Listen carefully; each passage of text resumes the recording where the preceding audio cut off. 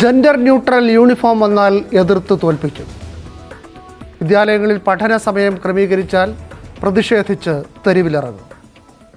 വ്യായാമ മുറകളിലും സദാചാരം ചികഞ്ഞ് ഭിന്നിപ്പുണ്ടാക്കും.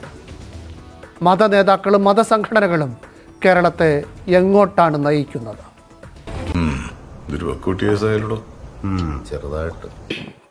ശ്രീ അബ്ദുള്ള ബാസിൽ, എന്തുകൊണ്ടാണ് നിങ്ങൾ സ്കൂളുകളിൽ ഈ സൂംബ ഡാൻസ് കൊണ്ടുവരുന്നതിനെ എതിർക്കുന്നത്? അതൊന്നും എനിക്കറിയാൻ മേല. ഇങ്ങനെ എന്തെങ്കിലുമൊക്കെ പറയുമ്പോഴേ എന്റെ മനസ്സിനൊരു സന്തോഷം ഉണ്ടാവുള്ളൂ. ഞാൻ എന്റെ സന്തോഷം നോക്കിയാൽ പോരെ.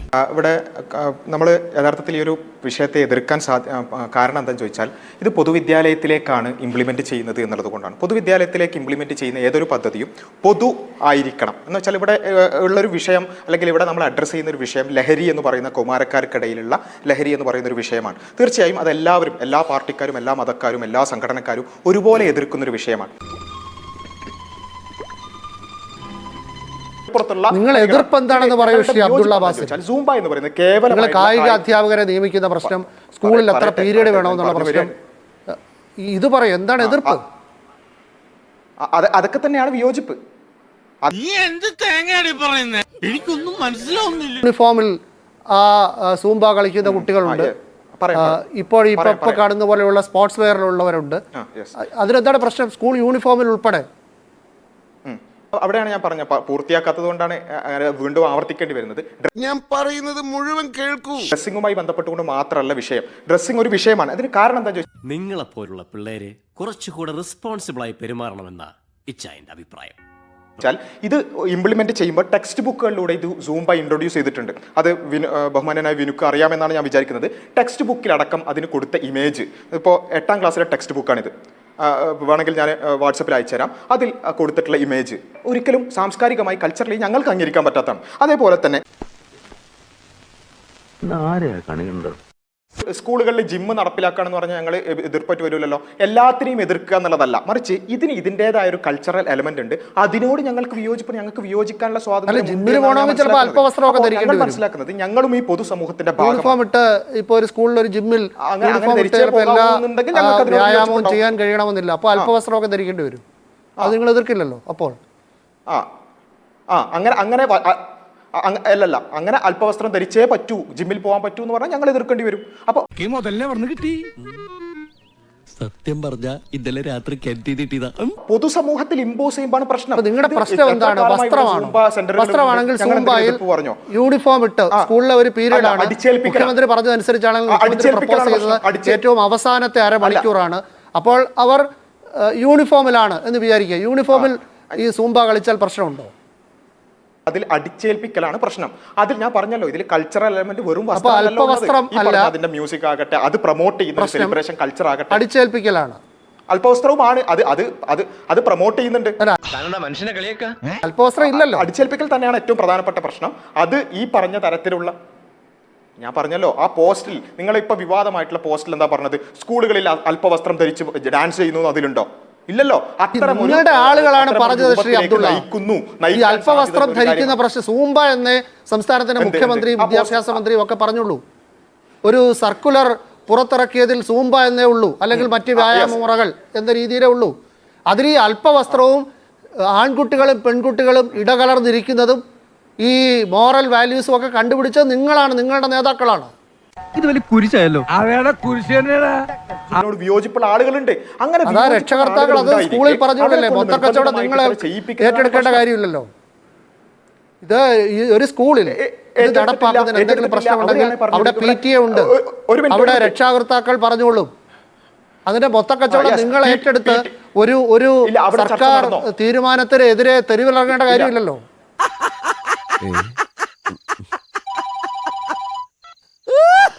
ഹലോ, താങ്കൾ പറഞ്ഞത് തന്നെയാണ് അതിന്റെ കോർ എന്ന് പറയുന്നത്. PTA-യും അതുപോലെ തന്നെയുള്ള സംവിധാനങ്ങളൊക്കെ ഉണ്ട്. അവിടെ എവിടെയും ചർച്ച നടന്നിട്ടില്ല. അവിടെയാണ് വിഷയം. ജനകീയ ചർച്ചകൾ വേണമായിരുന്നു. അധ്യാപകരോട് വിദ്യാർത്ഥികളോട് ചോദിക്കണമായിരുന്നു. അതിലെന്തെങ്കിലും പ്രശ്നമുണ്ടെങ്കിൽ അവിടെ ഉള്ളവർ പറയും. ഇനി താല്പര്യമുള്ള കുട്ടികൾ, താല്പര്യമില്ലാത്തവർ പങ്കെടുക്കേണ്ട, അതൊക്കെ അവിടെ തീരുമാനിച്ചോളൂ. നിങ്ങൾക്ക് എന്താണ് പ്രശ്നം? ഈ വിവാദം ഉണ്ടായത് തന്നെ ഒരു രക്ഷിതാവും ഒരു അധ്യാപകനുമായിട്ടുള്ള ഒരാൾ വിയോജിപ്പ് പറഞ്ഞോണ്ടല്ലേ. അങ്ങനെ വിയോജിപ്പുകൾ പറയാൻ എവിടെ വേദി ഉണ്ടായില്ല. ജനകീയ ചർച്ചകൾ ഉണ്ടായില്ല. അതാണ് ഞങ്ങളുടെ വിയോജിപ്പ് എന്ന് പറയുന്നത്. ഇപ്പൊ എനിക്ക് തന്നെ ഈ വിഷയത്തിൽ ഇടപെട്ടതിന് ശേഷം ഒരുപാട് രക്ഷിതാക്കൾ മെസ്സേജ് അയച്ചു, ഞങ്ങളുടെ കുട്ടികളെ സ്കൂളിൽ ഇത് നടപ്പിലാക്കി തുടങ്ങിയിരിക്കുന്നു, ഞങ്ങളുടെ കുട്ടികൾക്കും ഇതിന് താല്പര്യമില്ല. ഒരു മിനിറ്റ് ഞാൻ പൂർത്തിയാക്കട്ടെ. ഞങ്ങളുടെ ഞങ്ങൾക്കും ഇതിൽ താല്പര്യമില്ല, പക്ഷെ എന്ത് ചെയ്യാണ്, എല്ലാവരും പോവുകയാണ്, ഞങ്ങളുടെ കുട്ടികൾ ആകെ സമ്മർദ്ദത്തിലാവുകയാണെന്ന് പറഞ്ഞ് ഒരുപാട് ആളുകൾ, അവർക്ക് അത് പറയാൻ, ഇതൊരു ജനാധിപത്യ രാഷ്ട്രമല്ലേ, അവർക്ക് കൂടി ഉൾക്കൊള്ളേണ്ടുന്ന ഒരു സംസ്കാരമല്ലേ ഇവിടെ ഉണ്ടാവേണ്ടത്. ഒരു പൊതുവിദ്യാലയത്തിൽ എന്തിനാണ് ഇത്രയും ആളുകൾക്ക് വിയോജിപ്പുള്ള ഒരു കാര്യം ഈ നിർബന്ധിച്ച് ഇങ്ങനെയുള്ള വിയോജിപ്പുകൾ ഉണ്ടെങ്കിൽ? ഒരു നിമിഷം ശ്രീ ഷുക്കൂർ, ഇവരുടെ യഥാർത്ഥ പ്രശ്നം അവിടെയാണ് മനസ്സിലാവുന്നേ ഇല്ല. ഒരുതരം മാനസിക വൈകൃതമാണ് ഇവർക്ക്. ഈ സംസാരിച്ച ആളാരാണെന്നറിയില്ല. അയാൾ എന്താ പേര് പറഞ്ഞത്? ഞാൻ നിങ്ങളോട് പേര് പറഞ്ഞില്ലല്ലോ. അല്ല, എന്താ പേര്? I M doctor Ramamurthy, MBBS, FRCS, FROG, London. കേരളത്തിലെ മുസ്ലിം സമുദായത്തെ റെപ്രസെന്റ് ചെയ്യുന്ന ആളാണെന്ന് ഞാൻ വിചാരിക്കുന്നേ ഇല്ല.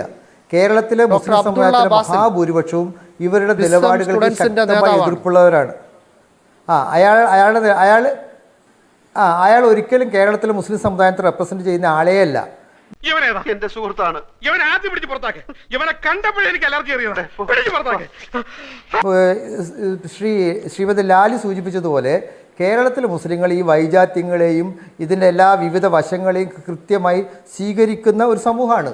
കേരളത്തിൻ്റെ സാമൂഹ്യ വളർച്ചയിൽ മുസ്ലിം സമുദായത്തിന് ഗണ്യമായ പങ്ക് വഹിക്കാനുണ്ട്. കേരളത്തിൻ്റെ സിനിമയിലാവട്ടെ, നാടകത്തിലാവട്ടെ, പുസ്തകരചനയിലാവട്ടെ, കേരളത്തിൻ്റെ സാംസ്കാരിക തലത്തിലാവട്ടെ, എല്ലാ മേഖലയിലും കേരളത്തിലെ മുസ്ലിം സമുദായത്തിൻ്റെ കൃത്യമായ കയ്യൊപ്പുണ്ട്. അവർ ഇതിനൊക്കെ ഉൾക്കൊള്ളുന്നവരും അംഗീകരിക്കുന്നവരുമാണ്.